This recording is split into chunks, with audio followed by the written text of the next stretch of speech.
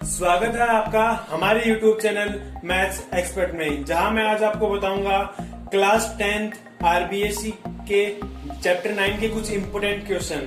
दोस्तों, आपने ब्लूप्रिंट में पढ़ा ही होगा कि चैप्टर जो 9 है वो आरबीएससी ने 6 मार्क्स का रखा है, यानी कोऑर्डिनेट ज्योमेट्री का जो चैप्टर है वो 6 मार्क्स का है। तो उसमें पॉसिबल है कि उसमें जो बड़े बड़े क्वेश्चन है वही आते ज्यादातर। तो मैंने इस वीडियो में सिर्फ एक क्वेश्चन आपको समझाया, तो इस वीडियो को एंड तक जरूर देखिएगा और हमारे चैनल को सब्सक्राइब कीजिए और हमारे वीडियो को लाइक एंड शेयर कीजिए।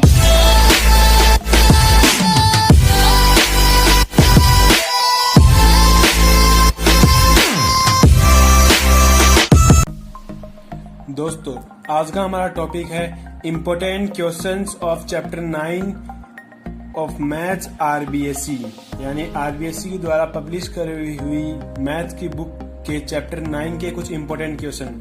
दोस्तों, जैसा कि आपको पता होगा, आपने ब्लूप्रिंट जरूर पढ़ा होगा कि जो 9 चैप्टर है, जो ज्योमेट्री का पहला चैप्टर है, उसमें से पूरे 6 मार्क्स का क्वेश्चन आता है।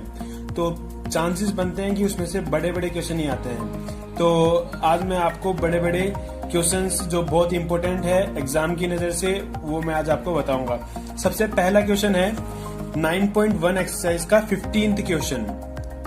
9.1 का आखिरी क्वेश्चन है 15th क्वेश्चन। वो क्वेश्चन क्या कहता है कि एक इक्विलेटरल ट्राइंगल है जिसके 2 वर्टेक्स हमको गिवन है। एक वर्टेक्स है B00 और एक वर्टेक्स है C 3√3।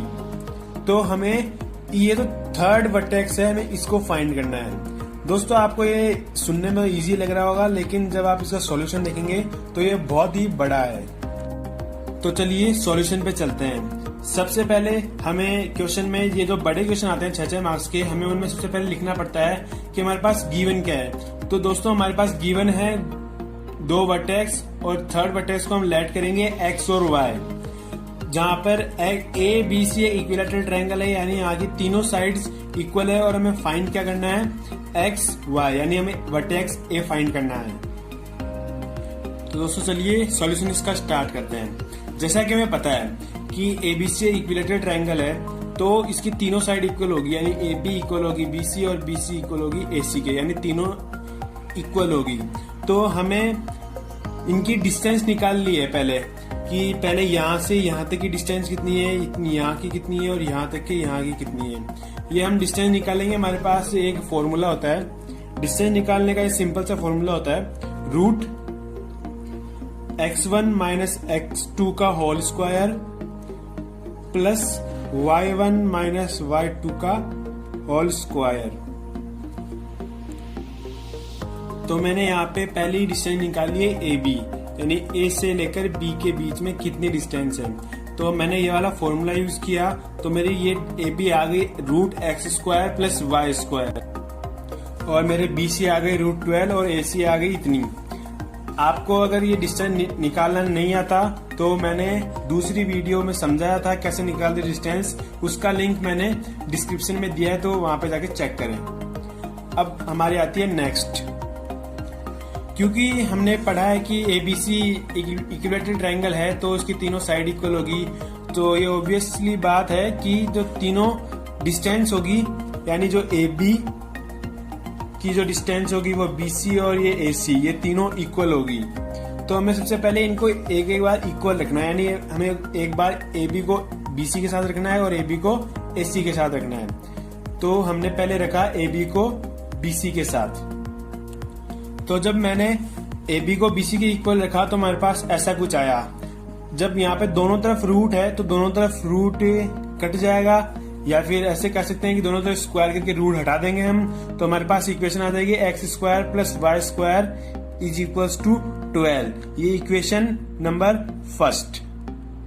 दोस्तों, ये इक्वेशन इस पूरे क्वेश्चन की बेस है। ये पूरा क्वेश्चन इसी इक्वेशन पे एक बेस है, तो हमें इस इक्वेशन को इम्पोर्टेंट कर देना है, यानी हमें इसे ब्रैकेट में बंद कर देना है, क्योंकि आगे जाके पूरा जो आंसर निकलेगा वो इसी इक्वेशन से निकलेगा। अब हमें AB को AC के साथ इक्वल रखना है। अब हमें AB AC के इक्वल रखना है, तो हमने ऐसा रखा, तो ये सिंपली इक्वेशन कट जाएगी, यानी x स्क्वायर से x स्क्वायर कट जाएगा, y स्क्वायर से y स्क्वायर कट जाएगा। और जब ये 12 इधर कुछ नहीं बचेगा यानी 0 बचेगा, तो ये 12 इधर आ जाएगा तो 12 माइनस का हो जाएगा, यानी इक्वेशन कुछ ऐसे बन जाएगी माइनस का 12 इज इक्वल टू माइनस का 6x माइनस का 2√3y। तो हमें यहाँ पे माइनस कॉमन लेंगे, यहाँ माइनस कॉमन लिया, यहाँ माइनस कॉमन लिया तो दोनों तरफ माइनस कट जाएगा, तो यहाँ पे ये माइनस ये प्लस का हो जाएगा, ये प्लस और ये प्लस, यानी इक्वेशन हो जाएगी 12 is equal to 6x plus का 2√3y। अब हमें इसमें से 2√3 कॉमन लेना है। आप यहाँ पे अलग अलग करके भी ले सकते हैं, या तो पहले आप 2 कॉमन ले लें फिर दोनों तरफ कट जाएगा, और √3 कॉमन ले लें फिर बाद में। तो हम एक काम करते हैं, हम सीधा एक साथ ही 2√3 कॉमन ले लेते हैं। तो यहाँ पे हम 2√3 कॉमन लिया तो यहाँ पे 2√3 बचेगा। आप इसे ऐसे भी करके देख सकते हैं, 2 2 जा 4 और ये 3 इंटू √3 इज इक्वल टू 3, तो 4 3 जा 12, तो 12 हो जाएगा। यहाँ बचेगा 2√3 हमने यहाँ पे कॉमन लिया, तो यहाँ बचेगा √3x प्लस का y। इसमें से हमने कॉमन लिया, जब हम 6 में से 2√3 कॉमन लेंगे तो बचेगा √3 और 2√3 यहाँ बचेगा y। तो इधर का 2√3 इधर का 2√3 कट जाएगा, इधर बचा 2√3 is equal to √3x plus का y। अब हमें यहाँ पे जो वैल्यू चाहिए वो चाहिए हमें सिर्फ और सिर्फ y की, तो हमें यहाँ y की वैल्यू निकालनी है। यानी y क्या हो जाएगा 2√3 माइनस का √3x। हमें इसको हाईलाइट कर देना है, यानी इसको ब्रैकेट में बंद कर देना है। और ये जो इक्वेशन आया, ये जो y की वैल्यू आई, हमें हमारी पहली इक्वेशन थी x² plus y² is equal to 12, हमें उसमें ये वैल्यू पुट कर देनी है। तो हमने ये पुट करा तो यहाँ पे आया x² प्लस y की, सिर्फ y की वैल्यू है ये, तो इसका पूरा इसका स्क्वायर होगा। दोस्तों आप ये गलती मत कीजिएगा, ये आई इसका whole square is equal to 12। तो हमें पहले इसका होल स्क्वायर खोलना है, इसकी आइडेंटिटी है यानी 12। जब हमने ये आइडेंटिटी ओपन की तो हमारे पास ऐसा कुछ आया, x² plus 12 plus 3x² minus का 12x इज इक्वल टू 12। तो इधर का 12 इधर का 12 कट जाएगा, यानी दोनों जो इक्वल चीजें होती है वो डायरेक्ट कट जाती है। अब हमारे पास आया ये 3x² प्लस x² यानी 4x² माइनस का 12x इज इक्वल टू 0। अब हमारे पास यहाँ पे x की दो वैल्यू आ सकती है, x यहाँ पे 3 भी आ सकता है और x यहाँ पे 0 भी आ सकता है। अब ये कैसे, देखिए यहाँ पे 4x² माइनस का 12x इज इक्वल टू 0 है, तो हम यहाँ पे एक हमें 0 या 3 लाने के लिए हमें इसके दो मेथड हैं, जिससे वैल्यू 2 आएगी। तो पहला मेथड है कि हमें यहाँ पे 4x कॉमन ले लिया, तो यहाँ बचा x माइनस का 3 इज इक्वल टू 0।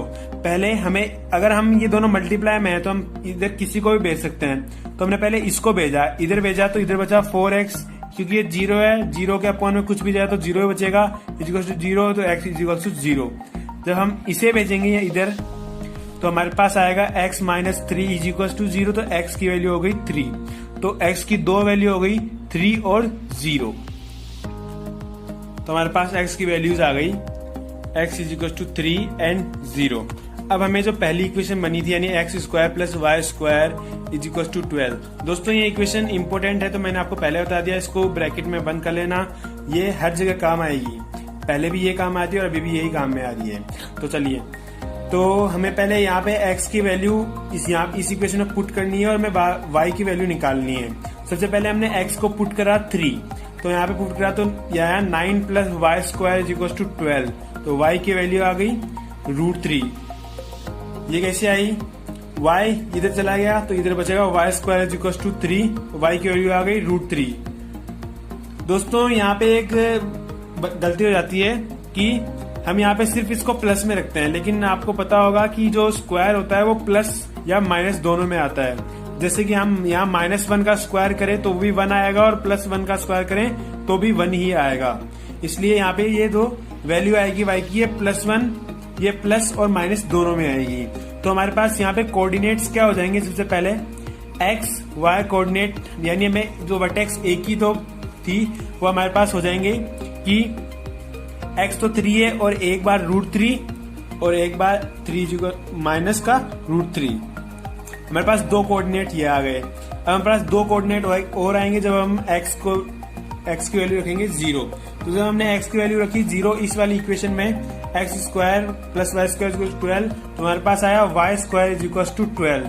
तो y की वैल्यू आ जाएगी प्लस माइनस का 2√3। अब हमारे पास अगेन दो कोऑर्डिनेट हो गए, 0 प्लस का 2√3 एंड 0 माइनस का 2√3।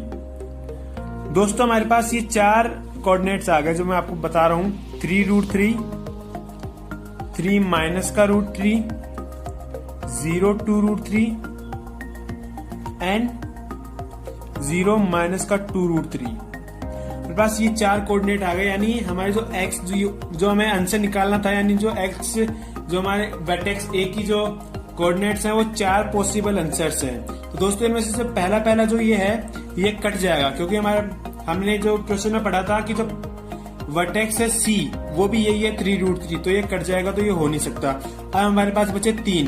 अब हमें इनमें फाइंड करने के लिए एक मेथड अप्लाई करना होगा। वो मेथड है कि हमें जो इक्विलैटरल ट्रायंगल है उसमें में a की लेंथ पता है, यानी ये b और c की लेंथ पता है, यानी BC है =√12। तो हमें ऐसा कोई पॉइंट लेना होगा, यानी हमें हमें a की वैल्यू आ गई हमारे पास, ये 3 पॉसिबल वैल्यूज हैं। हमें इसमें ऐसा कोई दो पॉइंट ढूंढने होंगे। इसके आंसर मैं आपको बता दूं, इसके आंसर दो आंसर आएंगे, इसके 2 पॉसिबल वैल्यूज हैं। तो हमें ऐसा कोई 2 पॉइंट ढूंढने होंगे जिनका a से c के बीच में डिस्टेंस √12 हो, यानी जिनसे a से अगर √12 आए, यानी a और c के बीच में डिस्टेंस √12 आए, तो हमें वो ही आंसर होगा, तो वो ही हमारा आंसर होगा AC अगर √12 आए तो हमें अलग अलग इसमें हिट एंड ट्रायल मेथड से फाइंड करना होगा। पहले हमें तो जब हम इनके बीच में डिस्टेंस फाइंड करेंगे तो हमारे पास ऐसा कुछ आएगा। तो हमें AC यानी पहले जब हम x को यानी पहली वाली जो ये रखेंगे, पहला वाला पॉइंट यानी 3 माइनस √3 आएंगे तो हमारे पास आ जाएगा √12, यानी एक आंसर तो हो गया ये। जब हम सेकंड में रखेंगे तो हमारे पास आंसर आ जाएगा √12, तो सेकंड हो गया आंसर ये। जब हम थर्ड रखेंगे तो हमारे पास तीसरा नहीं आएगा, तो यानी ये नहीं होगा, बाकी ये 2 होंगे, यानी ये 2 आंसर हो गए। तो इसके आंसर से यानी जो A जो वर्टेक्स है उसके पॉसिबल आंसर्स हैं 3 एंड माइनस का √3 एंड 0 एंड 2 प्लस 2√3, ये इसके पॉसिबल आंसर्स हैं। उम्मीद है मैंने जो इस वीडियो में समझाया वो आज आपको समझ में आया होगा। अगर फिर भी आपको कोई डाउट रह जाता है तो हमें आप कमेंट कीजिए।